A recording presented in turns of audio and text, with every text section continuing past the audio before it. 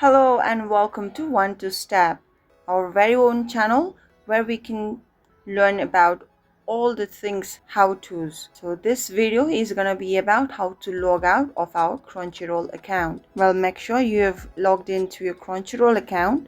Once you've done it, this will be a general kind of home screen for your Crunchyroll home screen. Now, it's not that hard. Just click on this account at the bottom right corner, and if you scroll down at the bottom, we can see logout. Just select it, and there you are. You are successfully logged out of your account. So logging out of your account can be a very good idea if you get addicted or spending way more time watching anime in Crunchyroll. It can also be a good idea to log out of your Crunchyroll account so that others do not compromise your account. Now you know how to log out of your Crunchyroll account successfully. If you found this video helpful, do give this video a big thumbs up, and if you still have any questions or comments regarding logging out of Crunchyroll account, do leave them in the comment section. We'll get back to you right away. Until next time, bye bye.